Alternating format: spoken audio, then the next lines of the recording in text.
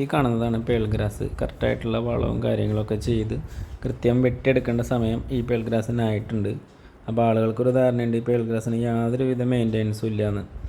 Maintenance കുറവാന്നേ ഉള്ളൂ. പക്ഷേ ഇതിന് ആയിട്ടുള്ള ചെയ്യേണ്ട കാര്യങ്ങൾ ഇതിനെപ്പോഴും ചെയ്യണം. ഇതാണ് ഏറ്റവും മൈക്രോ ലീഫായിട്ടുള്ള പേൾ ഗ്രാസ്. ഇതാണ് എല്ലാവർക്കും ഇഷ്ടം, ചെറിയ ലീഫ്. അപ്പോൾ ഇതിൽ ബഫലോ ഗ്രാസ് ഏതാണെന്ന് ഞാൻ കാണിച്ചു തരാം.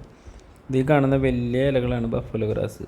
അപ്പോൾ ഈ വില കുറവും കാര്യങ്ങളൊക്കെ യൂട്യൂബിലും ഫേസ്ബുക്കിലൊക്കെ വില കുറവ് പിന്നെ ഗ്രാസ് എടുക്കാൻ പോകുമ്പോൾ എടുക്കേണ്ടതെന്നല്ല, നോക്കി എടുക്കുക. അപ്പോൾ ഒരുപാട് പേർക്ക് ഇതിൽ ബഫലോ ഗ്രാസ് ഏതാണെന്ന് അറിയില്ല. നിങ്ങളിതവിടെ കൊണ്ടുപോയി കുറച്ച് കളയുമ്പോഴും ഇതിൻ്റെ ഇടയിൽ നിന്ന് ബഫലോ ഗ്രാസ് പൊങ്ങി വരാം. നിങ്ങൾ വിരിക്കാൻ ഉദ്ദേശിക്കുന്ന മണ്ണിലും ഈ ബഫലോ ഗ്രാസ് ഉണ്ടാവും. അത് പക്ഷേ ആരെയും കുറ്റം പറയാൻ പറ്റില്ല. പിന്നെ ഇതിന് കൃത്യമായിട്ടുള്ളൊരു വളം ഇടണം, നനയ്ക്കണം, ഇതൊക്കെയാണ്. അതേപോലെ തന്നെ ഡ്രിം ചെയ്യണം. ഇത് ഒരുപാട് ലേശം വളരും. അപ്പോൾ ഇതൊരു ബെഡ് പോലെയാവും. അപ്പോൾ നൈസായിട്ട് ഡ്രിം ചെയ്തിട്ട് വളം ഇട്ട് കൊടുത്തു കഴിഞ്ഞാൽ വീണ്ടും നല്ല പച്ചപ്പിൽ തന്നെ വരും. ഇത് തന്നെ പേൾ ഗ്രാസിൻ്റെ ആകെയുള്ള മെയിൻ്റെനൻസ് ഉള്ളൂ. പിന്നെ വെച്ചാൽ വെള്ളം കെട്ടിക്കിടക്കാതെ നോക്കുക. വെള്ളം വാർന്ന് പോകണം, നനയുക, ചീഞ്ഞ് പോവല്ലെങ്കിൽ.